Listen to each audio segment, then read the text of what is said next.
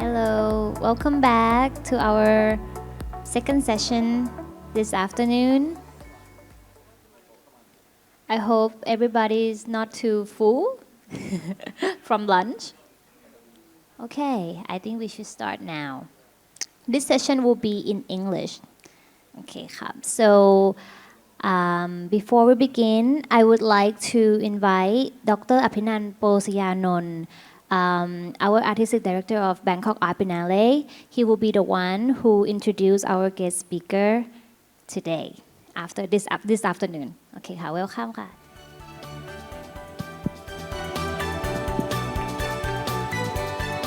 Hello, good afternoon, everyone. It's my great honor and pleasure to invite our keynote speaker today. Jean-Hubert Martin is, I must say that I'm one of his admirers for the past more than 30 years. His work, his research, his curatorial exhibitions have been, I think, breakthroughs in many areas, especially his exhibition Magiciens de la Terre in 1989 at the Centre Pompidou was a watershed in the late 80s that I think it broke many barriers, not only within the Eurocentric system of artistry and curatorship, but it had ripple effects into other areas, other countries, especially around here, as well as South America, as well as Oceania. Magiciens de la Terre mix and match many so-called departments of creativities. So the term visual arts or fine arts was challenged, where Jean-Hubert Martin had the liberty or freedom to invite artisans, shamans, and created, the title itself is Magiciens de la Terre, magicians of the earth. Who is the magician? Male, female, who were the shamans, who were the creators. And he touched on certain areas that very much reflect in our show, Nurture Gaia, as well. So I'm just saying that I'm so honored to be able to have Jean-Hubert Martin with us today. We met many times, but last year at the opening of Anthony Gormley exhibition at the Musée Rodin, I happened to have met Jean-Hubert, and immediately I thought that we would ask him to be our international advisor and invite him to come and look at the exhibition and give a talk. Jean-Hubert Martin immediately accepted, and we are so honored that he will give a paper today. Please welcome Jean-Hubert Martin.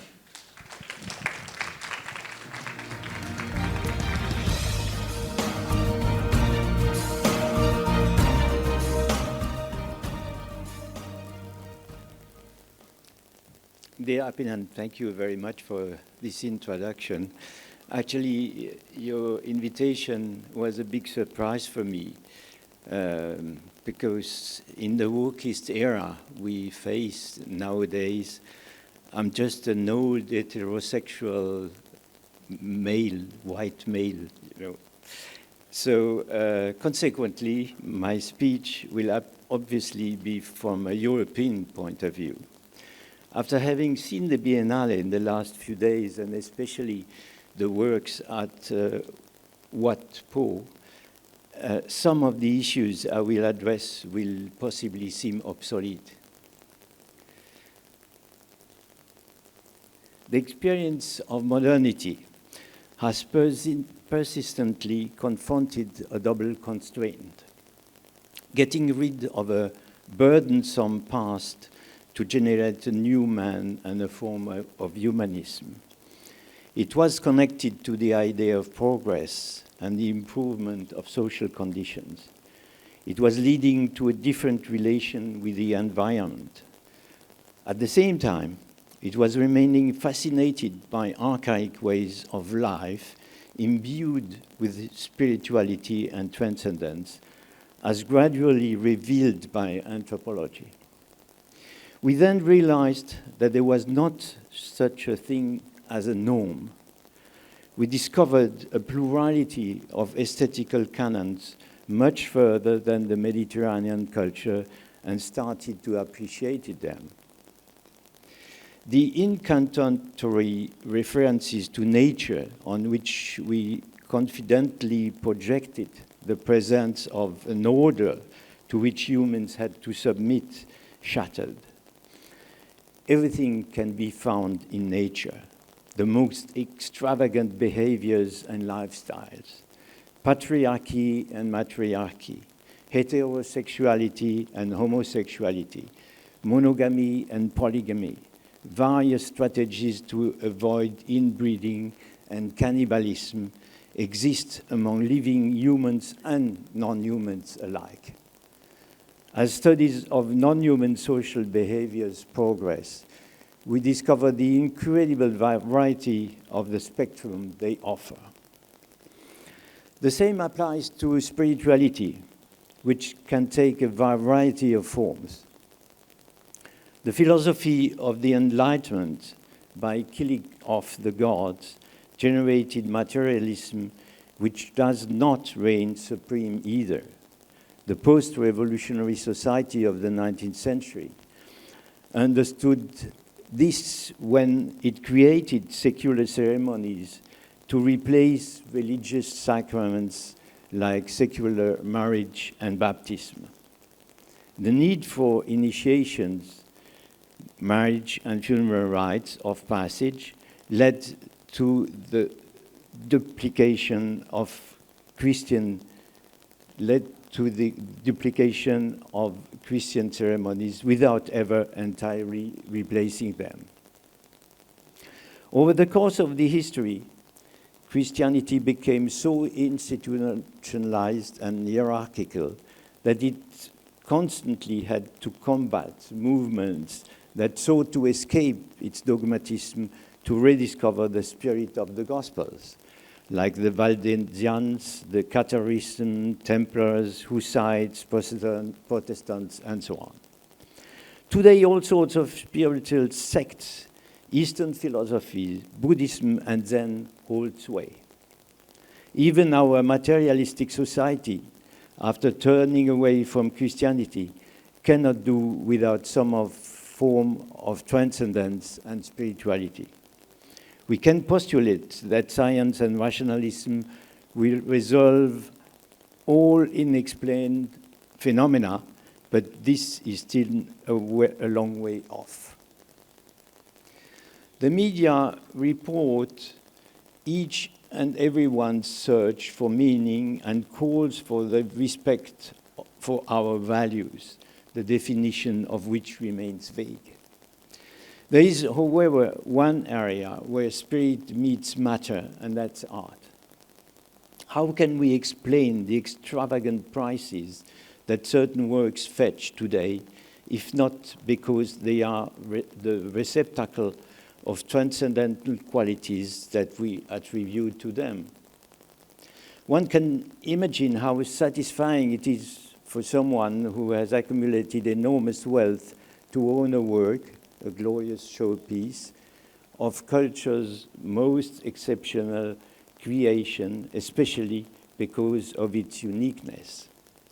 The cult of beauty, once the orbit of most sovereigns, is not just a demonstration of power, as we constantly hear today, but also an intellectual and spiritual structure that brings order and peace of mind against the chaos of the world. Museums are where people come to worship their past and for a certain social stratum to discover the works of contemporary artists, giving them a sense of pleasure and a mirror of their imagination. As a result, we often speak of the sacred in relation to works in museums. 19th century Western museums are undeniably reminiscent of ancient temples with pediments and columns, but once again, this is a Republican-inspired secular sacredness. Also, a certain atheistic spirituality pervades contemporary art. Numerous rituals of various religions and beliefs are increasingly infiltrating it. In contemporary art, the diversity of methods, techniques, media, and processes is such that we might wonder whether it's still part of any aesthetic canon at all, and whether it is not simply the result of a systematic rejection of the Renaissance concept of beauty, using any means possible. The negation of the order advocated by this traditional aesthetic has been reinforced by the preeminence given to the idea over form. Acceptance of so-called primitive arts took the same time as modern art to be assimilated. For the arts of non-literate societies, the interest of collectors and museums focused primarily on human or animal representations and decorative elements. By concentrating so much on artifacts, we have forgotten the context, and that is the place where the gods, spirits, or ancestors are summoned. This stage, which can vary greatly in size, can also take on the most extravagant forms depending on the culture and religion. For convenience sake, we'll refer to it here as an altar, bearing in mind that this term is Eurocentric, as the Christian Mass is held on a table. The common denominator of these sacred places is that according to various rules and liturgies, they require the presence of a certain number of objects placed in a specific order to summon beings from the beyond. Apart from very rare exceptions, they do not exist in our museums, which have preferred to dismantle them and classify the objects according to their material, form, and iconography in accordance with a taxonomy intended to be scientific. Who can tell if the fear of recreating a place of devotion in a museum devoted to historical study and aesthetic pleasure was not at play? Though it is the central element in the connection with the gods, because architecture is functional and showing that everything is covered and enclosed, and furnishings are fragmentary as they lose much of their sacred significance in isolation. This is a good illustration of the importance of the art market, which trades in movable items, whereas it would be difficult to trade in a complete altar on either the buyer's or the seller's side. Once again, it is contemporary art that suggests new points of view and innovative interpretation, as many artists have abandoned the painting on the wall, instead managing entire spaces by investing them with their installations. The altar, the missing link in the history of the modern art, deserves more attention. It is the victim of a double penalty: colonization and aesthetic modernity. While altars, or at least their constituent parts, can be found in museums if they are ancient, there are none from the modern period. Hegel's assertion that art escaped the domination of the aristocracy and the clergy to become political has had its days and still does, even though his thinking is inherent in the European context of his time and globalization has completely changed the situation. It is true that the 20th century has seen religious artists such as Georges Rouault, for instance, in France, and a Dominican priest, the Père Couturier, play a major role in France in promoting a revival of non-academic sacred art after the Second World War. He went so far as to defend the idea that all true art is sacred, and that consequently artists called upon to decorate churches did not have to be Catholic. This is how the stained glass windows of the Sacré-Cœur Church in Audincourt in France were commissioned from the communist Fernand Léger in 1949. The term sacred is ambiguous since it refers to a religious register and by slippage has come to designate art and therefore the works housed in the museum. It is difficult to find a place for the altar in the museum as it only really comes to life during the service or ceremonial rite that activates it. But here too, contemporary art has altered the situation with an increasing number of actions and performances by artists whose relics or vestiges become works of art mimicking religious relics. The exhibition Nothing Too Beautiful for the Gods that I plan to open in December at the Fondation Opal in Switzerland will deal with these issues. It unfolds in 3 stages. Reconstructed altars, but decontextualized and deprived of ceremonies, of sound, the music and songs, and olfactory accompaniment, like incense. They are followed by works by several artists born in the first half of the 20th century who refer directly to their religion and claim to belong both to the religion and to modern art, or even to the avant-garde.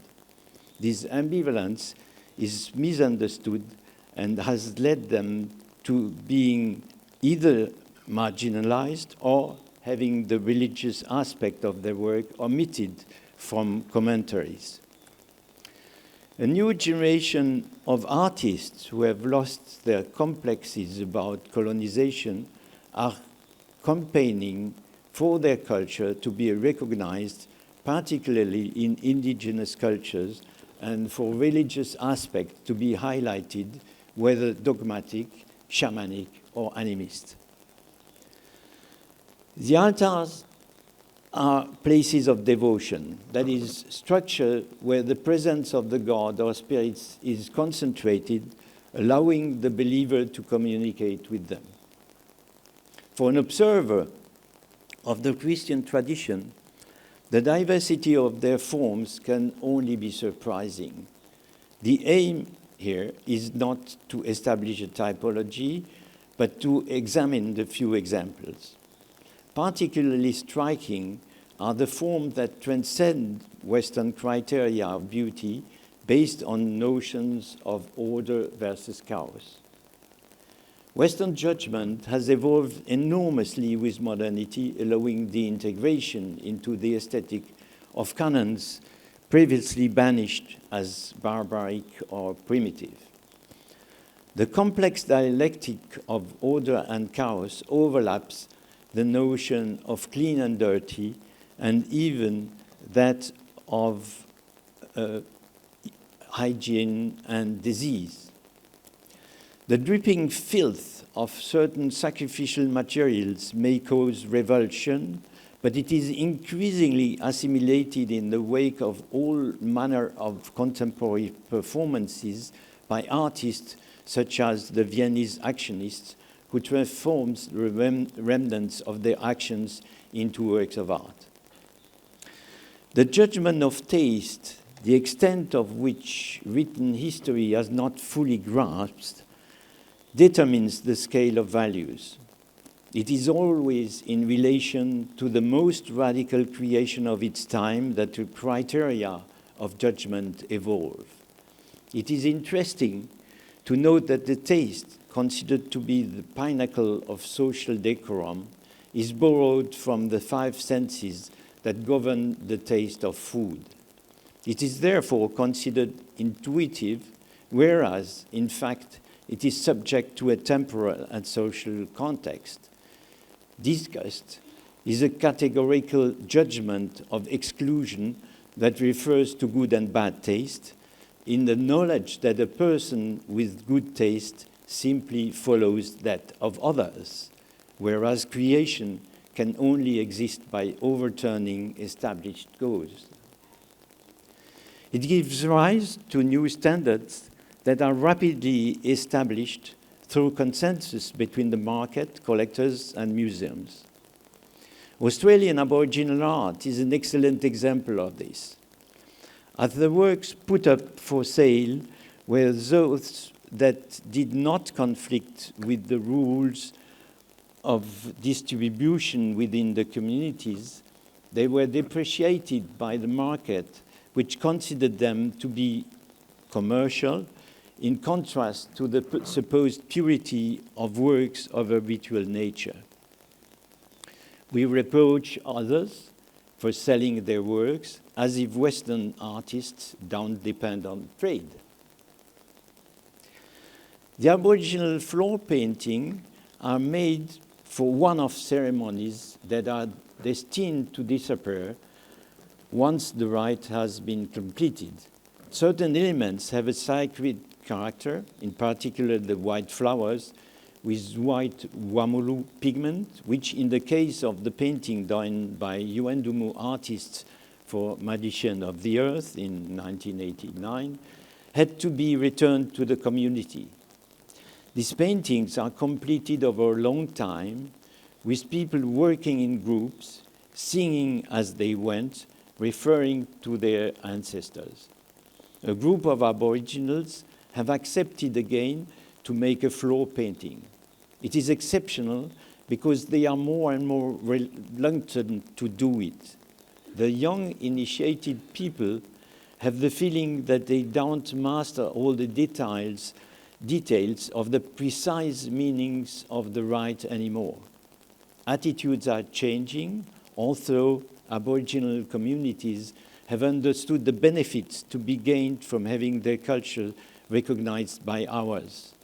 It is also the result of a culture dialogue, or in any case, the meeting of two cultures, one knowing that to keep spirituality alive, each generation can pass on to the next the material processes of its reanimation, the other, ours, fundamentally attached to matter and to a fetishistic belief in its longevity, or even in a form of eternity which would outlive us. The paintings are about the environment, springs, rain, and animals. The reductions of the images to a few symbolic signs is particularly meaningful to us, so much so that it echoes paintings like those by Yannis Kounelis, for example, whatever the differences in intention and meanings. The transposition of this repository of spirituality into the exhibition is not very different from the reconstitution of other altars removed from their original context. Although another community has accepted to glue their floor painting on panels for this foundation, there is no question of putting them on the wall like Western paintings. The horizontality of the floor has been abandoned by Western art, which has restricted itself to the wall and ceiling, leaving the floor to the purely decorative use of carpets. The Peruvian shamanic altar, with its objects laid out on a cloth on the floor, resembles a flea market stall, such as those reproduced by Daniel Spurri in the 60s, with the notable difference that here there is a clearly defined order. The shamanic territory lined with sticks is divided between the animal world and the world of saints, represented mainly by Christian images. Sorry.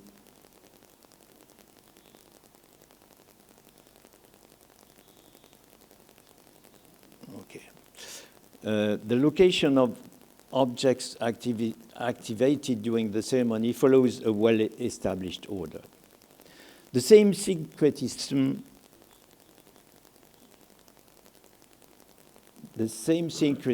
between pre-Columbian Indian traditions and Catholic can be found in Brazil's Umbanda altar. During the ceremony, the devotees can enter a trance, thereby becoming the intercessor of the gods. Eshu, one of the Umbanda Orishas, is the intermediary between the devotees and the world of the gods. His female double is Pombagira, as we heard already this morning, the spirit of demi-mondaine and prostitutes, femme fatale evoking the cult of Aphrodite. The accumulation of statuettes, icons, and symbolic objects compels the viewers to look for its marks in the abundance of the figures. A similar profusion reigns in Ricardo Linares' altars of the dead, featuring skeletons of so-called Catrines, according to a funerary tradition celebrated every year on the Day of the Dead in Mexico. The author belongs to a long line of artists specializing in the creation of these altars with their colored papier-mâché figures and cut paper lace decoration. These American altars owe a great deal to African traditions brought over by slaves who disguised their deities as Christian saints. The Yoruba Ibeji twins, for example, were disguised as Como and Damian, always represented as a duo. Anthony Miralda, his Santa Comida large-scale installation, gives a remarkable account of the triple origin of Afro-American syncretism by superimposing the three cultures, Yoruba, Christian, and Voodoo. Each of these saints, or Orishas, has its own specific food offerings. Plate trees are memorial devices imported from the Congo to 2000 United States. These Skizi and Kinda belong to the same beliefs as the famous African nail fetishes. They protect either crops or graves. Their power is such that once erected, they must not be approached. The orientation of the plates indicates communication with spirits or mortals, depending on whether they are vertical or horizontal, right side up or upside down. Afro-American heritage is often mentioned in relation with Central and South America, while it is less known for North America. Benin is a country rich in spiritual manifestation that gave rise to voodoo, the generic term for ritual practices brought to America by slaves from the west coast of Africa. I will show you three examples of such altars. The Mami Wata is unique and impressive with its 43 statues. The beautiful goddess is white, a symbol of her belonging to the afterlife. She looks like a mermaid from the depth of the ocean. She loves beauty and purity and promises well-being and power to her devotees who honor her in a trance. The many female Tohosu figures are water spirits from the dreams of the priests. Images, as I always show them, are figurines representing twins who are considered immortal. The proportion of twins in West Africa is very high among both the Aja of Benin and the Yorubas of Nigeria. During the lifetime, they are pampered like demigods because neglect or mistreatment would have negative repercussions for the family. Double bowls are placed in front of the statues to regularly receive their food. When they are not placed on an altar, the images are carried on their mother's back or here in front of this lady, like babies. Ascens are metal rods topped with a circular tray that serves as a stage for a representation or symbol recalling the deceased. They are either dedicated to a single person, a family, or an entire group. They are often grouped together in a dwelling. The scenes are made out of metal by blacksmith. These reminders of a characteristic event in the life of the deceased can be found on funeral posts also in Madagascar, as well as on decorated coffins in Ghana.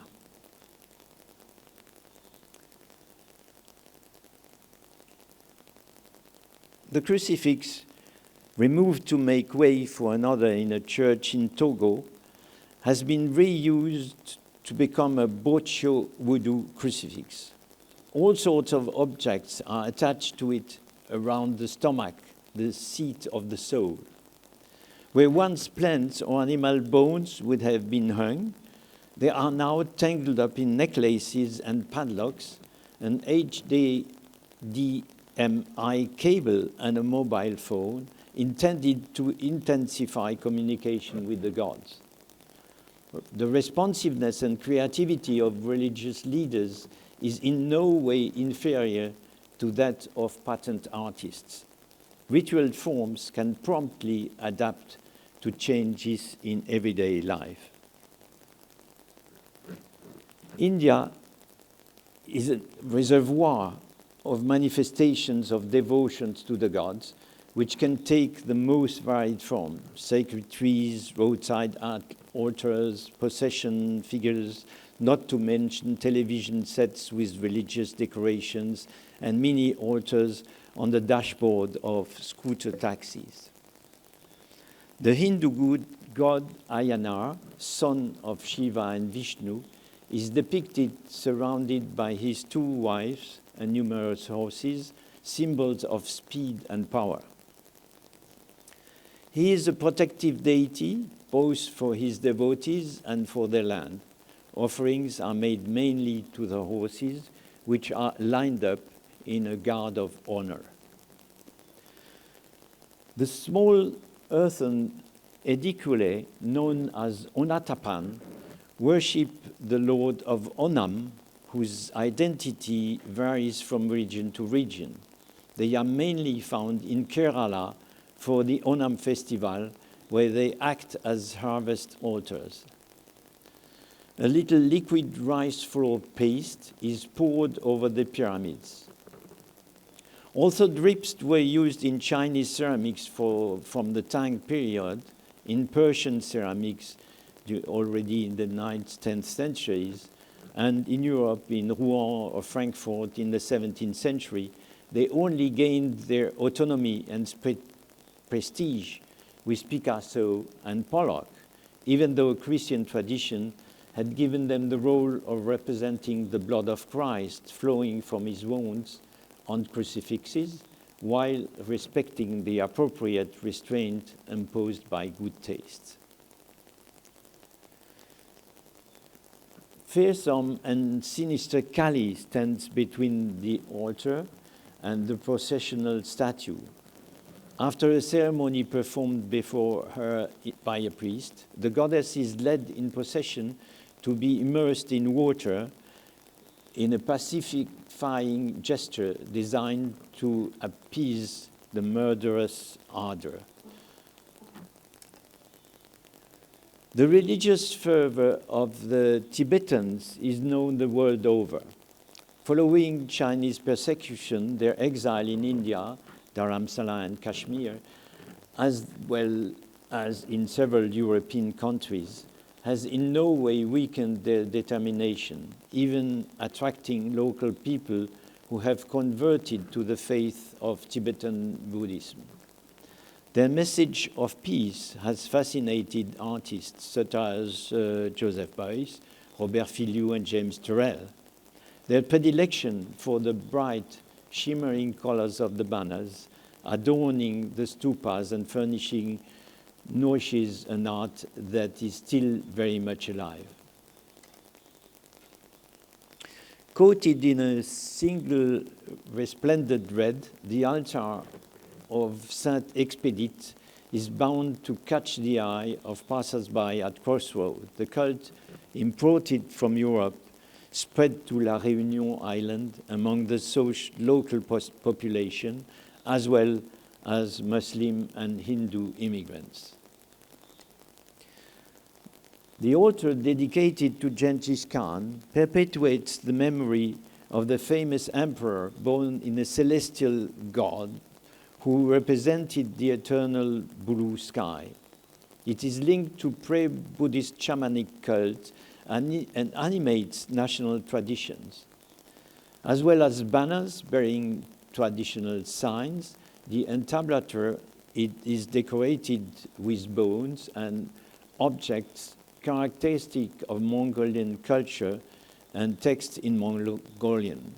This altar catalyzes the forces of activists fighting against the policy of eradicating traditional culture in favor of forced modernization in Mongolia. One of the altar is the result of a rite performed by a young shaman from the Zhuang people in southern China. It is a simple board on which rest a few jars holding sticks of incense, whose abundant ashes cover the whole. They create a strong contrast with the bright red of the wall, suggesting both vitality and destruction. Another shamanic altar is found on an island in the Yellow Sea of the west of Korea. The population lives from fishing, and to encourage it, the fishermen build a straw boat with colored sails and a scarecrow representing the evil spirit. The skiff, with straw dolls as passengers, is towed and then released into the sea. Urban Korea has not completely forgotten shamanic practices.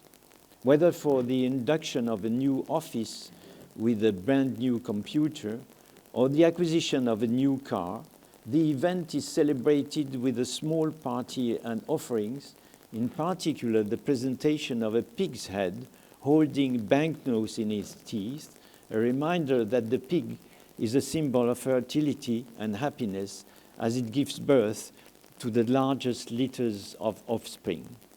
The fact that divine power protects the car driver from accidents should come as no surprise, as this type of prophylactic rite was still practiced by priests in Brittany in the last century. The range of possibilities for conjuring up gods or ancestors is almost infinite. If sculptures are present, they can be categorized as art, but they are then treated in isolation and removed from their context. At first glance, the difference between altar and art would appear to be between, on the one hand, devices governed by a doctrine and relatively strict rules handed down from generation to generation, and on the other hand, an act of creation in which the individual demonstrates inventiveness and talent, even to the point of making an innovative break with what already exists. The collective is opposed to the individual.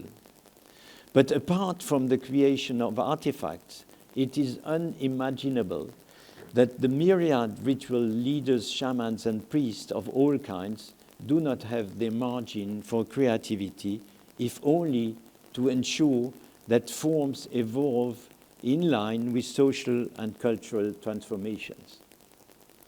As for the use of everyday objects, they have nothing to envy of the ready-mades. On the other hand, in the society that invented art and the artist, it must be acknowledged that the tradition established in the Renaissance is so entrenched that it has had the luxury of setting modernity up as the paragon of rupture. Yet, many of the rules governing art that we project onto other cultures are in fact governed by other paradigms.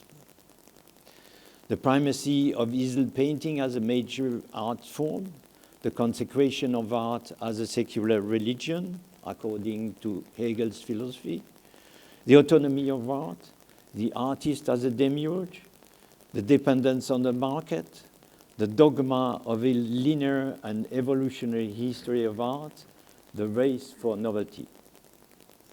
Westerners still live by the idea that in our world, art progresses thanks to the ingenious inventions of a few exceptional people, whereas in indigenous cultures associated with a sort of lost paradise, it would be the result of communal creativity. This Manichaean vision is a fantasy. Many young artists dream of breaking the circle of the star system and strive to work collectively, even if they are often caught up in good old habits. At the same time, power plays and conflicts over the evolutions of iconography do exist in indigenous cultures. Because of their proximity to the divine and their role as intermediaries, artists enjoy special status without necessarily going so far as to glorify genius, as is the practice in the West. The encounter between the two worlds has accelerated since the end of the last century, giving rise to hybrid artists who claim to be both artists within the International Contemporary Art Network and members of the religious institution to which they belong. In short, a priest, monk, or shaman, an artist all in one.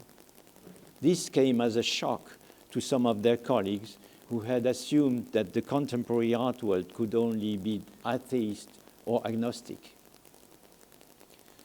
How did the gradual infiltration of religious rituals into contemporary art come about? It was a form of entrism without deliberate strategy. The most surprising is the Japanese Kazuo Shiraga, who is only now beginning to be put in the place he deserves. Founder of the Gutai movement in the 1950s, a few years before Group Zero in Europe, he was its most radical representative.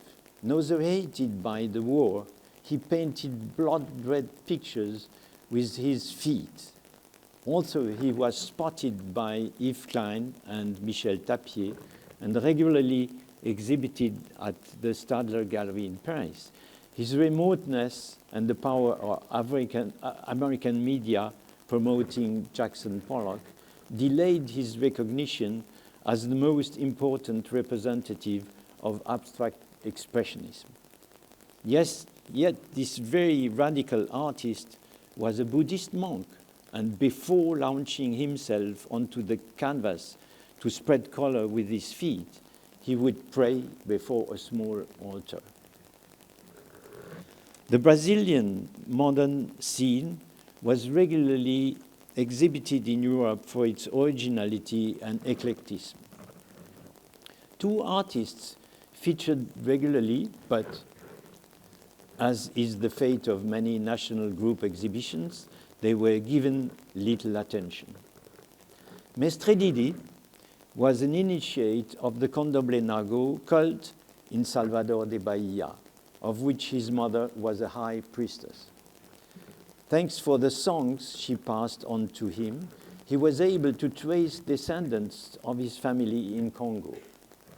His original figures, made of elegant palm veins, are all representations of Orisha, the voodoo divinities. Ruben Valentim deliberately broke with the dogma of abstract painting, which at the time forbade the slightest reference to reality, by playing with the symbols of the Orishas of Afro-Brazilian voodoo cults and confirming them to the standards of geometric abstraction. It was during the research for the exhibition Magiciens de la Terre that we came across these artists who could have seemed ambivalent to us, but who were simply true to their culture and beliefs. The joint meditation session with an Australian Aborigine and a Tibetan Lama, organized by Marina Abramovich and Ulay in Amsterdam in 1983, provided encouraging inspiration for the project. European artists became aware of certain spiritual kinships and sought to draw attention to this possible familiarity. Several artists, such as Cyprien Tokudagba and Efiam Bello, used to work in a strictly local religious or funerary context, subsequently created works for an art exhibition abroad and thus entered the contemporary art network. Cyprien Tokudagba in Abomey in Benin has spent his life making paintings about voodoo myth. Also, he was not an initiate.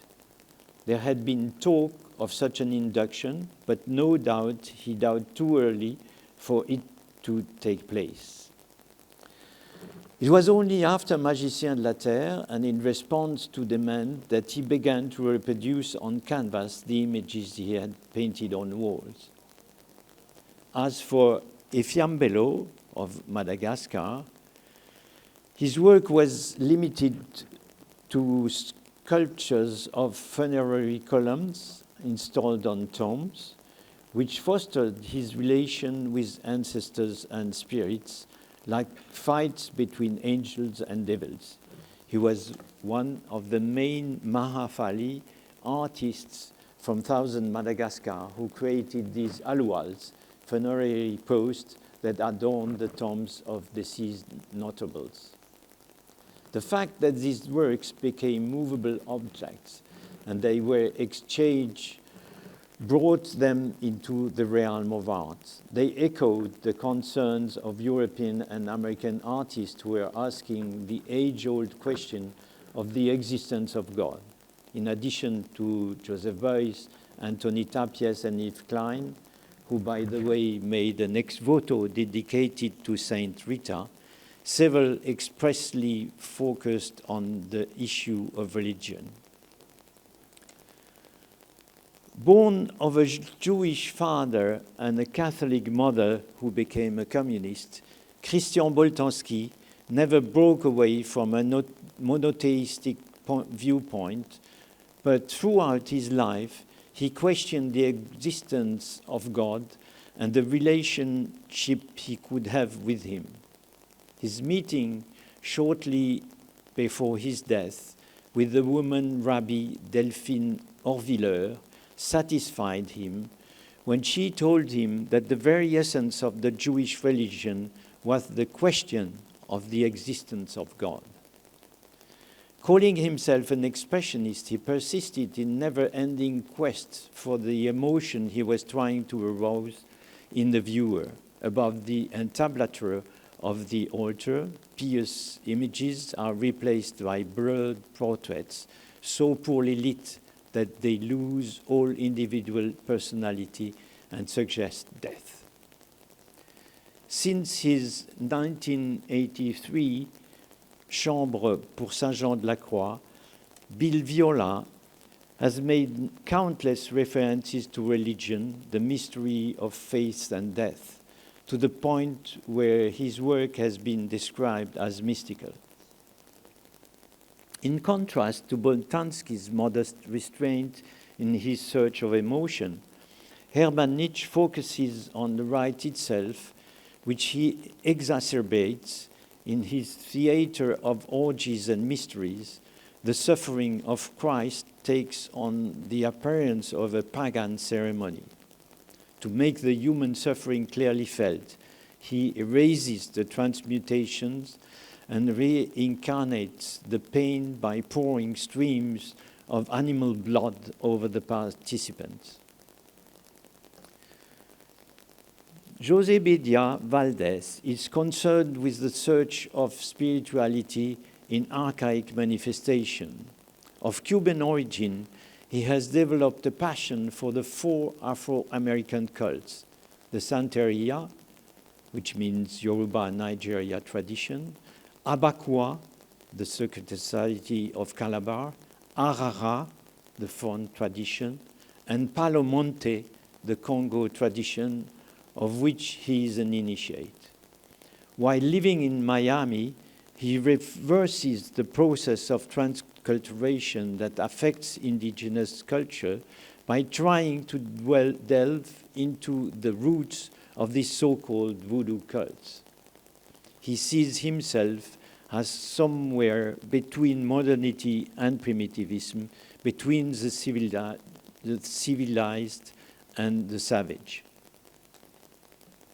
Then comes a new generation of artists who mark a third stage in this reconquest of spirituality, and for the representatives of indigenous cultures, a hybridity that respects and revives their traditions while allowing them to make use of the freedom and strategies of contemporary art.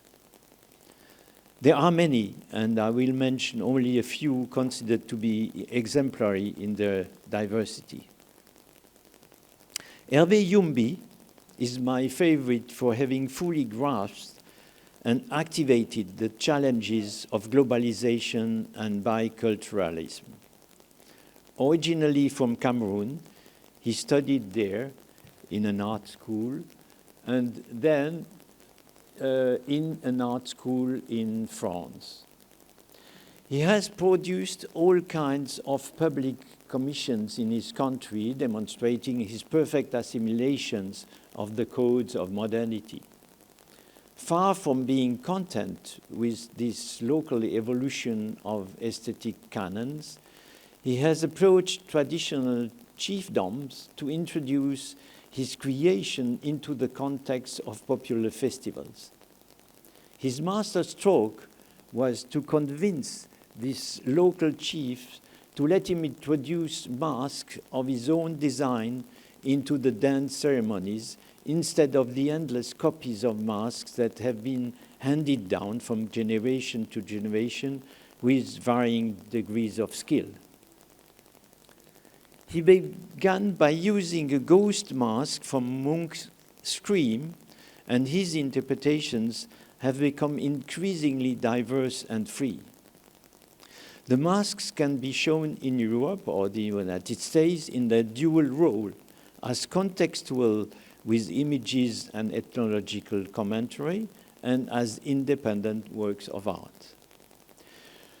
With literally 1 foot in each culture and in each Western category, art and ethnology, his great totems thwart the old Western taxonomy and the sclerosing fetishization of style by ethnicity established by colonization.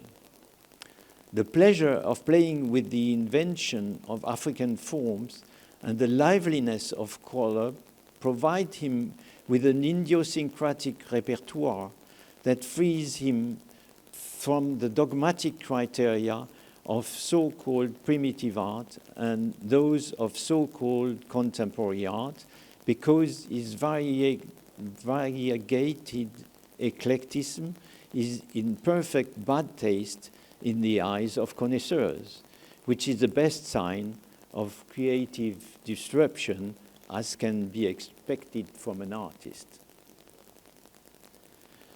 Without going so far as re-entering into ritual festivities, some artists, including Africans and Asians, refer very directly to their own culture while using the language of contemporary art, which is fortunately flexible and porous enough to assimilate signs and symbols specific to cultures that were once colonized.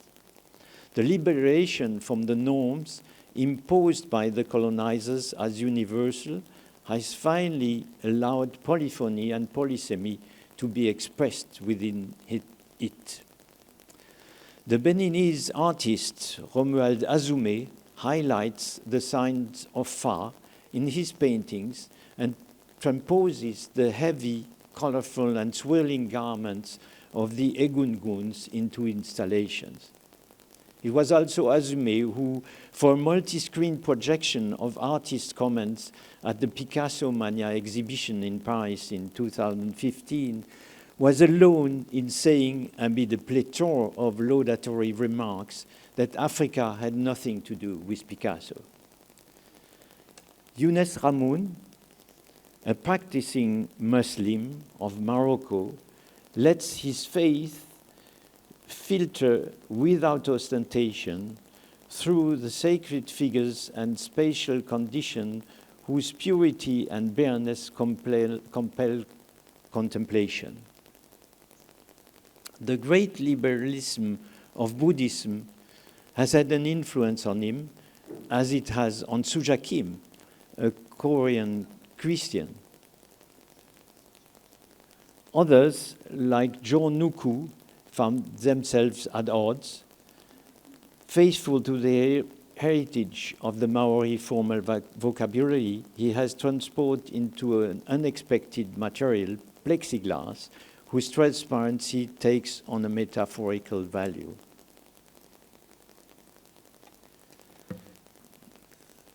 The Chilean artist Sandra Vázquez de la Hora, whose drawings are so disturbing, has a passion for American religions. She has no qualms about taking elements of voodoo altars, whose spiritual value she respects, and turning them into installations that are heavily charged with meaning. I mean, the little image on the left is actually an altar of the Santeria in Cuba made by a priestess. In a more simplistic way, but after all, isn't it necessary to use any means necessary to preserve a culture? Sarah Florcer from Peru takes the complex shamanic motifs of Shipibo ceramics and transfers them to large canvases with a highly decorative geometric appearance, which are nonetheless mazes of mediumistic channels. Nor do we, as Europeans, go to the far ends. Nor do we need to go to the far ends to the planet to find works changed with spirituality, even magic, at our side. We know that some of our saints and festivals in Europe are simply the church revival of cults that predate Christianity. Reminiscences of these beliefs still exist in certain European regions, particularly in Corsica, where Mazerism is still practiced. This belief is passed down from one generation to the next, especially among women. The Mazeri are said to go on deadly hunts in their dreams, which may later turn out to be spells cast on humans. More generally, this kind of shaman is regularly guided by voices that give orders that are to be obeyed. This is the case of Marion Laval-Jantet, founder with Benoît Mangin of a group called Art Orienté Objet in Paris, who makes drums, the basic instrument of the shaman, to heal people in pain, as well as for wider causes of protection of the environment or incitement. Western society, suffering from the over-exploitation of the planet's resources, is searching for a spirituality that its traditional religion, depreciated by scandals and the inability of its hierarchy to reform itself, is unable to offer. Modern art has endeavored to meet this need, but has remained subservient to the notion of industrial progress, the destructive development of which we can no longer unquestionably follow. The concept of art for many artists today is closer to an art of living. With all the respect due to science as the bedrock of our civilization, human beings cannot be satisfied with pure rationalism. The growing need to feel that we belong to nature and that we are just another species of animal will lead humanity to an epistemological rupture if it does not sabotage itself. All kinds of irrational avenues are being explored: animism, shamanism, parapsychology, meditation, yoga, clairvoyance, mediumship, spiritualism, and so on. The recent success of art brut in Europe and other forms of intuitive art is just one of the obvious signs of this trend. The question of whether art can change the world is a recurring cliché. It can be as naively political as it likes to pretend, but it won't prevent wars. On the other hand, in our incredibly interconnected societies, art could well become the vehicle for disseminating and propagating this way of life, which would enable us to reconnect with a sense of belonging to a community and to the cosmos. This movement, which we can feel emerging on all sides, should certainly not be described as new, because that is precisely what it is not. On the contrary, it involves the reconnection of humanity with spirituality that has never totally disappeared, but which has been enslaved by excessive materialism served by capitalism's greed-driven race. This is why we need both to listen to these voices and to look at the channels coming to us from our artists, and not just the young, but some of the old too, as well as from indigenous cultures. As usual, we are waking up too late. Will the shamans be able to find new inspirations and renew themselves at a time when their peers are drifting away from their beliefs? It's time to stop taking an interest in altars only when they date from before the colonial period, and to stop believing that there is a loss of purity. What purity? As soon as there is a contact with our civilization. Admittedly, Mami Wata's altars has little in common with the pretty Baoulé statuette with its beautiful patina that sits on the collector's 18th century chest of drawers. Religions are not just the opium of the people. In many indigenous cultures, they are the bond that holds a community together and contribute to political and economic resistance. Creating new forms outside art metropoles that pass the test of modernity has not prevented artists from remaining true to their roots and beliefs. Thanks to the plasticity of contemporary art, with installations, video performances, all sorts of methods and so on, more and more foreigners can introduce their ideas and lifestyles without disowning their own culture and establish a dialogue with Europeans seeking answers to new climatic and environmental conditions. To conclude, it is worth reflecting on the diversity of aesthetics used to honor the divine, none of which can conceivably use ugliness to the end. The Judeo-Christian tradition has privileged order and evacuated the sacrifice by turning its organic bloody effluvia into a metaphor. Modernity's openness to other culture has led to the acceptance of all kinds of cult objects known as primitive art, covered in sacrificial material, thanks to a fascination with trance ceremonies, particularly voodoo. What we see as chaos, the drips of organic matter covering the figure of the African lobby altar for Benin, can therefore have an aesthetic value worthy of honoring the divine.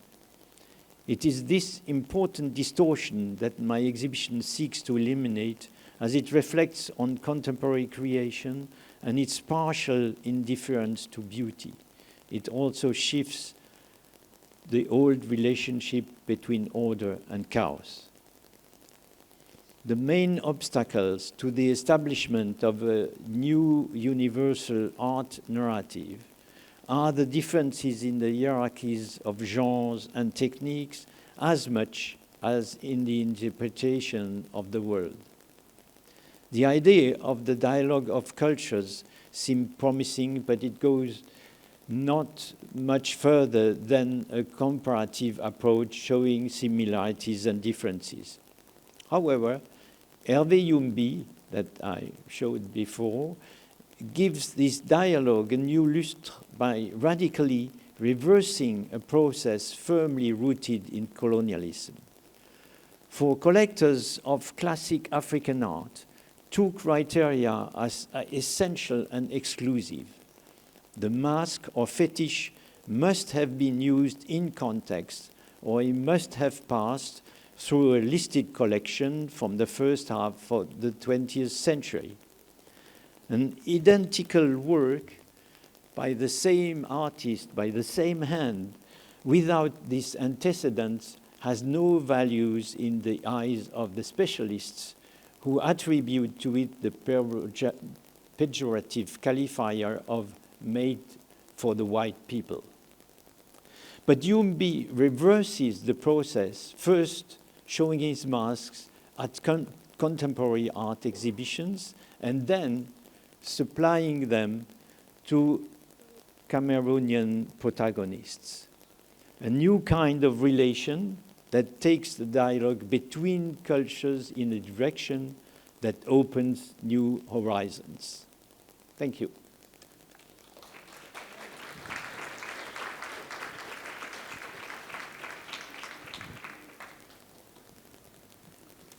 Thank you so much, Jean-Hubert Martin. So, wow, next we will have a little panel discussion with Dr. Aphinanนะคะ. So, and after this we will have a bit of a Q&A session where you can ask any question to both of them. So please welcome Dr. Aphinan on the stage ค่ะ.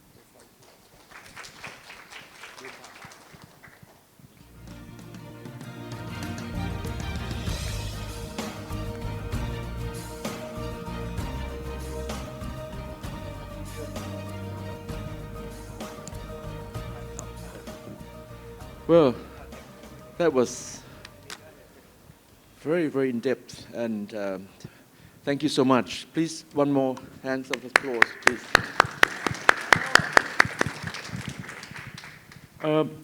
I like to ask, what is your latest project or your exhibition that you are planning? It's this exhibition I mentioned. Yeah. It's called in French, Rien de trop beau pour les dieux, nothing too beautiful for the gods. And it will take place in mid-December in a foundation in Switzerland called Fondation Opal, whose founder is a lady who is especially interested in Australian Aboriginal art, which she collects. And the foundation is mostly devoted to this type of art. And well, she has asked me to make this exhibition, which of course has some relation with magician latter, but for me it's a sort of step further. With this, yeah. Maybe I should just mention that in the meantime, I've made in 2001 in Düsseldorf an exhibition that was called Altars. And it was a huge exhibition where I had the chance to invite people from all over the world to reconstruct 60 altars from all the most various religions. Many people predicted some religious wars in the museum, but nothing like that happened. It was marvelously peaceful. And well, that was for me a very important exhibition. Thank you.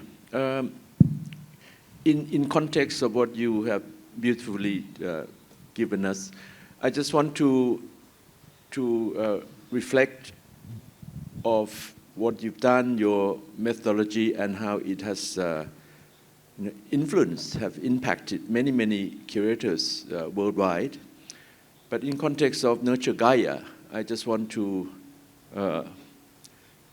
give this image where we use the National Museum, Silvermok Piman Throne Hall, which was the former throne hall, and it's been used as museum, archives, and presently a display of national artworks. We managed to create this altar-like feeling, whereby using the head of Ravindra Reddy, but also display of other nearly 100 artifacts from the museum collection, but allowing the artists to be able to work with the artifacts and reinterpret and create new works. And for example, the reproduction of the Traiphumikatha, the three worlds, is related to the Hindu-Buddhist cosmology. So in this way, what you display, your images, talking about mythological figures, heaven, hells, and rituals, I think can relate very much to this exhibition. That's in the context of the museum. Now, with outside museum, we managed to be able to work with temples and royal temples, and in this case, Wat Po, where we were able to display works by Hong Yong Ping in the past, as well as Anish Kapoor, Anthony Gormley, and for this Biennale we have Louis Bourgeois. And to be able to place Louis Bourgeois in context of Hindu-Buddhist structure, I think it gives vibrancy and the reaction of the public audience who may be accustomed to come to this particular garden, which is adjacent to the reclining Buddha. This is Wat Po. And to be able to confront with this, and the interpretation, some feel quizzical because they think it's called The Eyes. The title of the works by Louis is The Eyes. But some people interpret it as a pair of breasts. So in this way, it gives a kind of reaction to the place. But the backdrop itself, I think if Louis was alive, I'm sure she would be quite pleased with the context of the environment of the place, but reflecting also the influence of Chinese influence with the pavilion, with the tiles, and her work. Yeah. you've been around to these two spaces. Please, can you give some reaction to your experience? Well, I think what you did by using artifacts of the museum and some quite ancient pieces and put them in touch, in close relation with the living artist is very important. I think that there is now a whole movement, I could say, well, in Europe to get rid of the rigidity of the art history. Well, if I put it in another way, I think no museum has ever tried to make an exhibition which would not rely on the history of art, that is on chronology and separation, geographical, so trans-historical, trans-cultural, which would be, so it could be a very different method to put pieces together and to show this exhibition to people who have, I'm talking from a European point of view, who have no education in art, and to see what happens. I'm pretty sure that we would be surprised that people would be interested and find with their own imagination and their own feelings all sorts of reference which are theirs and not ours. We have gone too far in museum with the so-called scientific point of view, and I would love to see people going in museums like they go to a concert. They don't go to a concert to learn about the history of music. They go there to have pleasure. And there is a visual pleasure when you go in a museum, and I would like people to have this pleasure. And this is, you're going exactly in this direction with your display of different, well, the way the linga is shown with contemporary artworks and so on. This is exactly the direction we have to work with, I think, and well, get rid of the systems and the sort of scientific, so-called scientific way of displaying works in museum. But I really have to thank the Department of Fine Arts, which is quite strict and quite conservative, to say the least, to allow us to do this, as well as lending the artifacts. So this is a good sign.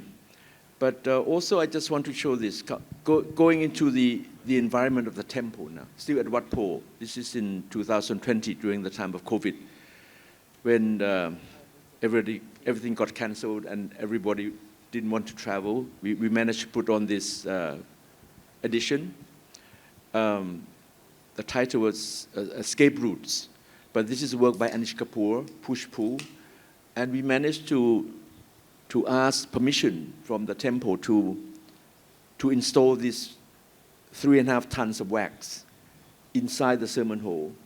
As you can see, the image of the Buddha in the background, on the newly renovated marble floor from Carrara. As you can imagine, that we had to cover all the interiors with plastic and presented the work. This was also a big challenge for us because the reciprocal reaction from the non-contemporary art specialists, because people still go in and practice rituals daily. So they began to question, what is the meaning of this red blob, and very gooey. And just to inform you that we took like a couple of months to install because the wax was shipped from China. And towards the opening Anish Kapoor decided that he was afraid that the wax might melt. So he requested us to put 7 air conditions to cool down the wax for 4 months, which we did. And it's the procedure itself, I think. But the impact, I think, is long-lasting. It's not just a matter of red blob of wax in the sermon hall. It's related to the vermilion and the gold in the interior, which symbolizes the universe, the heavens. So in this way, I think it goes back to the mythological as well as the structure of the Mount Meru, the sermon hall, in relation to the structure of Traiphumikatha. So in this way, Anish, whose background is very much in Hinduism, Judaism, as well as interest in Buddhism, places his work quite beautifully. But I think actually that you are a step further than we are in Europe, I would say. Because when you tell me that you got for the last Biennale 1 million people as visitors, so as attendants, I mean, this is an enormous success. And probably you have reached something that we, in Paris, when you get 200,000 people for a contemporary art exhibition is really the top. It's the enormous success. So 1 million is, you've probably reached a lot of people that with a similar social status we don't reach in Paris, And when I talk about Paris, I could say Europe. And this is very important. But they don't pay to get in, you see. In Paris, they pay. Here That's true. Apart from the tickets, you have to enter Wat Po or Wat Arun, which is, you pay a certain amount. It's all free, so we get repeaters. Like when we have performance by Marina Bamrich and her MAI, a lot of people come right now. At 4 p.m. today, Amanda Coogan will do performance. And already 2 days we open, upstairs is absolutely packed. In this way, people enjoy themselves and they bring their friends along because it's inquisitive, what's going on. In this way, it's I think, breaking the barriers of how to live with contemporary art. And I just want to, this is the work that you mentioned. Yeah. Just to go on with that, actually, this is what we wanted to do and we expected with the Centre Pompidou. That you can enter into the center, it's free, of course. But as soon as you want to go either to the museum or the exhibition, you have to pay. But at the beginning, and we had maybe a similar situation in '77. Well, the level, which is really next to the ground floor on the right, where the contemporary exhibitions are. So what we thought the sort of art that is most difficult for the the people who don't know about contemporary art, this was free. And we had this sort of very interesting, public who was looking at everything was very carefully and with attention, but unfortunately disappeared. Yeah. So this is a work by Nagrop Munmanat, whose work you saw in the temple of Wat Po again. Placed in context, adjacent to his work, which is the video, is the Buddha image. But I just want to, because you talk about rituals and ceremonies, I just want to show this image because this is what we do before we do the exhibition. We do rituals. We ask the monk to perform Buddhist Brahmin rituals. This is outside the National Museum. and we did it in front of Wat Po as well, to ask for blessings. And this monk, who has always been with us since 2018, he has the ability to talk with celestials at all levels. He can talk with them, communicate, and he acts. He's a monk as well as a Brahmin in one. So in this way, we offer. We didn't offer pig's head, but we offer flowers and incense and fruits and coconut, because we feel that is for our staff, for our artists, and we want to send a message to the staff of the Department of Fine Arts also, that we come in with respect. So I think psychologically, this is part of Bangkok Art Biennale. I don't know whether other biennales do it, but we do it every time. But Yeah. this ceremony is made privately, or is it for the public also?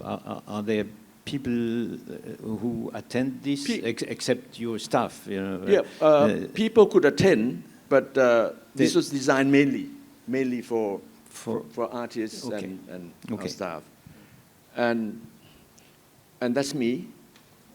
It's not a performance, but I was required to do this sprinkling of the flowers. This was like before October. Beginning of October. You notice that other people who were around could attend, but also take note that since October 1 to now, I've lost weight. Okay, so any questions, please? Any question? We can bring a microphone to you. This is a great opportunity because we don't have Jean-Hubert Martin with us every day.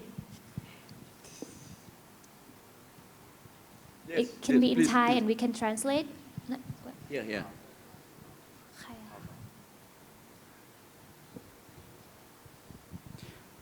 Thank you very much for this very colorful presentation and discussion. I have actually two questions. The first one was your views, Jean-Hubert Martin, about positive discrimination to move on. I want to hear your thoughts about this. Is it positive or not? Also in the light of gender equality. And then also mirroring the last ritual you've shown at the Wat Po, I was curious to hear your thought about this split between tangible and intangible cultural form, because we see that increasingly artists are not making objects. So that's also challenging the notion of art. So yeah, two questions in one. Sorry for that, but very curious about your feedback. Sorry, I didn't understand the first question very well. Positive discrimination, is it a useful tool or somehow counterproductive? Precisely, I look at actually the list of all the artists you were introducing, and I was thinking, okay, man, and finally Kim Soo-cha, female artist. So I was really curious to hear your thoughts. Is it some curators, like for example Nicolas Bourriaud, think it's counterproductive? They really want to observe the art world as it is, and then find out if it's reflecting diversity. Some other curators, art critics are, let's say, more proactive, having more like a clear framework. So,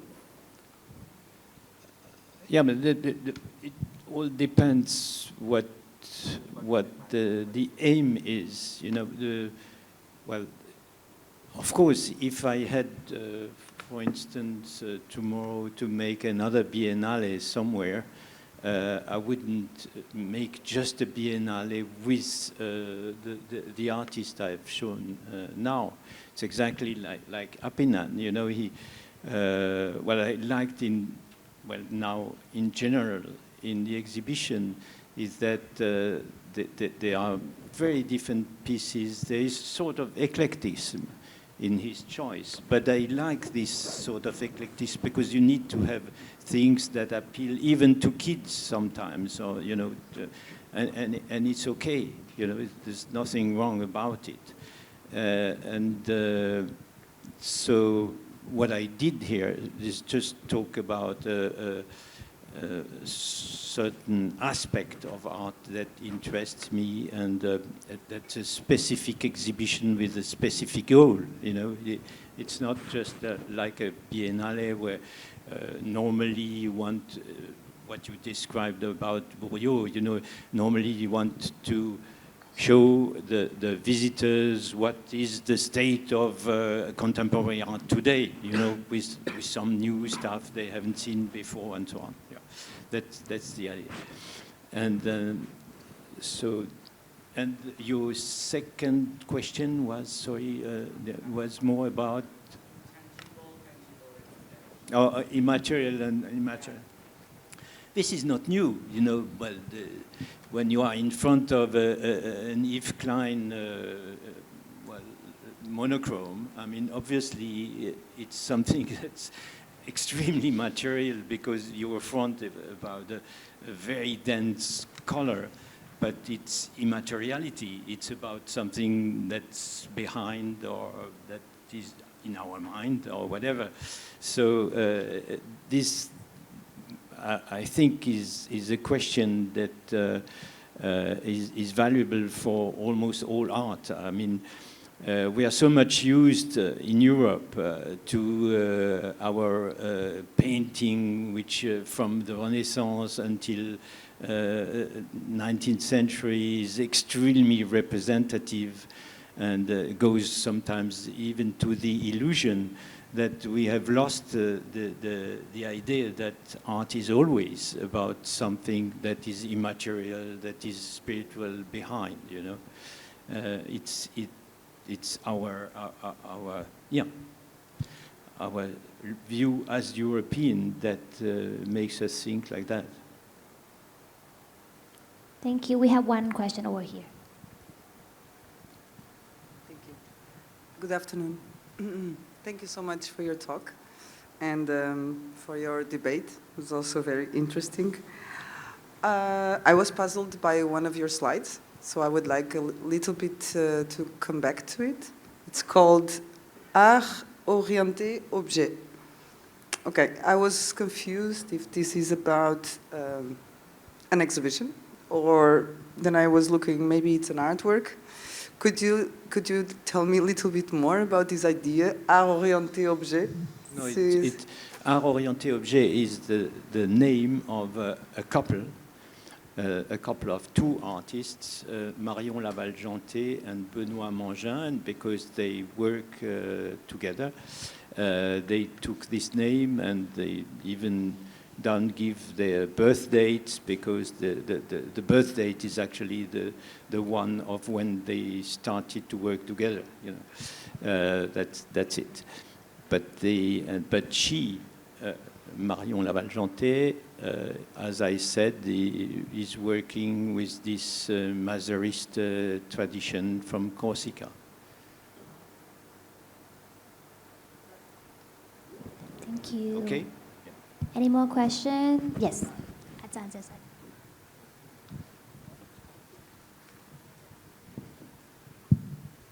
ถามภาษาไทยนะครับจะถามว่าถ้าเกิดว่ามิวเซียมจะเก็บงานจากของที่เป็นของชนพื้นเมืองหรือว่าของที่เป็นศิลปินสร้างขึ้นมาจากชนพื้นเมืองอันไหนน่าเก็บกว่ากันถ้าเกิดราคามันต่างกันระหว่างอะไรกับอะไรนะคะสมมุติเป็นวัตถุที่เป็นของชนพื้นเมืองเลยแล้วก็งานศิลปะที่สร้างจากชนพื้นเมืองอันไหนน่าจะเก็บมากกว่ากัน The question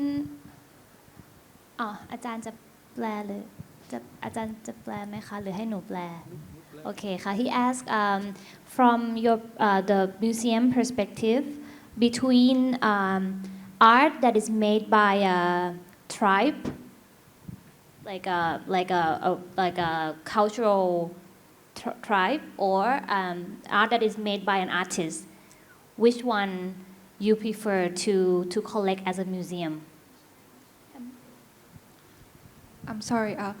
The question is about whether you would like to collect artifacts of the Hill tribe people or artwork that made by Hill tribe people.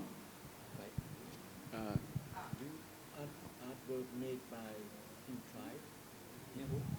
Or artwork made about you tried? Made about what? About? เดี๋ยวขอคำถามอีกทีได้ไหมครับ I think it's both, but what I understand. But I would collect anything if I'm. You would collect anything. If I'm allowed, you know. If you have to choose one, like one is the original artifact from the indigenous people, and the other is a artist that maybe inspire or use a material from the indigenous people to do contemporary art. So Okay. which one that you will pick if you have to pick one? Okay, I understand now. Well,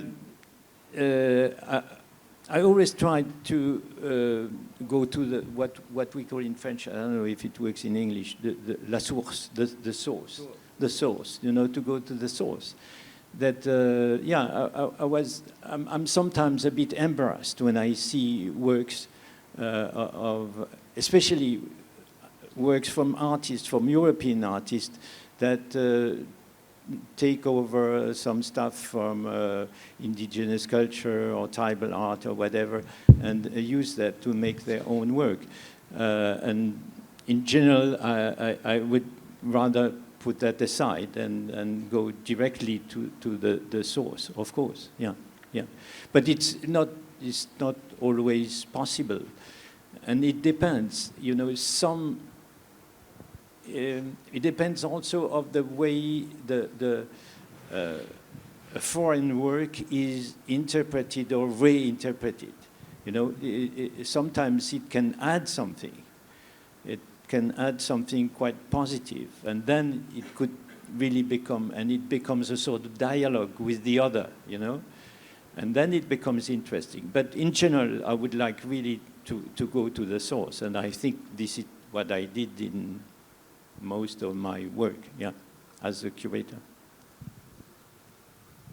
One more over here. No? Okay. Over there. Please. ขอไม่นะไม่ No.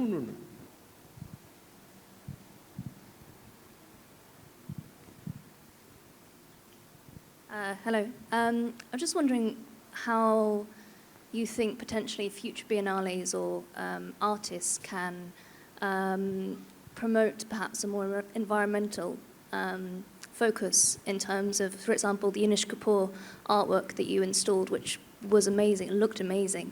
But of course, the entire temple had to be covered in plastic. Things were shipped from China. Anish Kapoor is an amazing artist, and it's amazing to have him represented at the Bangkok Biennale. But the repercussions of the environmental impact, I wonder whether this is something you considered for future biennales, how the artists that are promoted or that are in this platform, how they can have an impact on changing the future and changing the future dialogues of the art world. Yes, thank you. The installation of Anish Kapoor was painful. I can stress on that. It was costly, but I think in terms of the environmental impact, I'm not sure what you mean by impact on the people or on the say the people who come to pray, or impact of the monks around, or the impact of creating pollution in the church, in the temple. I think in terms of using the wax, I don't think it actually created too much environmental or odor or something that is we feel that it might affect the atmosphere around the 4 months. But in terms of the people who are getting used to, I agree that beginning some of the devout who came, obviously they were shocked. They questioned what's going on. But fortunately, our vice abbot, who began in 2018 with reaction of us showing works in there in the Wat Po temple. By that time, he got very, very into Bangkok Art Biennale, and he was able to explain, to the devout, the purpose of the work, and it's not permanent. It's there for 4 months. So in this way, in the future biennales, I think we have to be obviously selective. But in this case of Anish Kapoor, I think I still think it was worth it. The impact that it has and still does. Even the people who went to see it have the meditative concern and feeling that it has something that they came away feeling contemplated, feeling something about this mass of wax. But I think future biennales, if I was to say, it could be other biennales who could be very selective in terms of materials to be used for each biennale, concern of the carbon or the actual materials used. I think we should certainly be aware of that. Yeah. Actually, I showed the same piece of Anish Kapoor in a biennale in Moscow. So probably it's his typical standard work he sends for biennales abroad.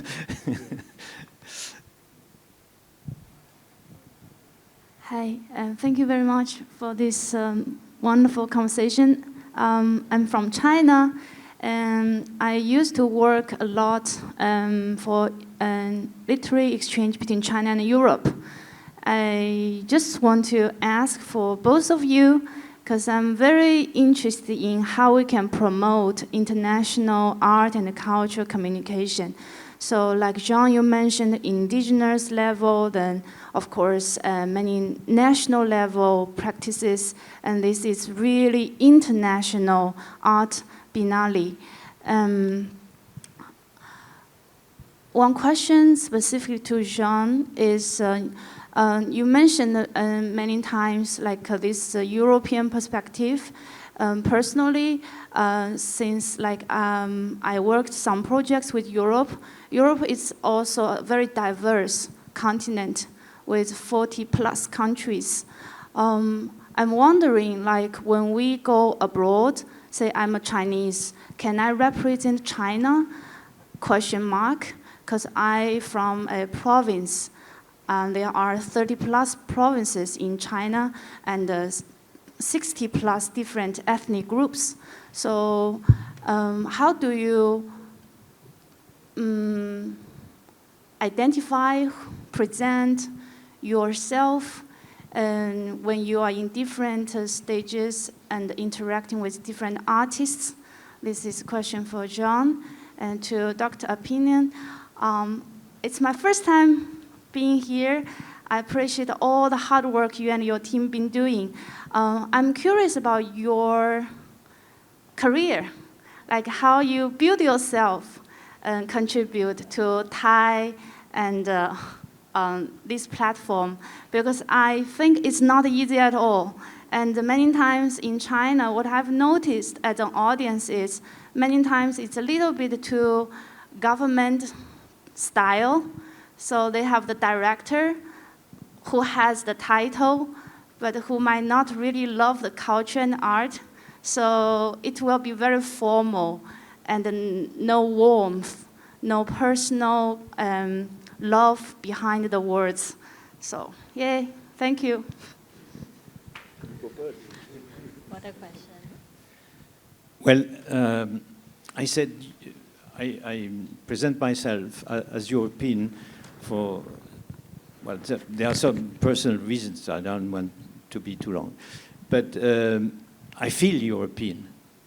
I don't know if you feel Chinese, but or you feel, well, belonging only to the region where you were born, which is possible.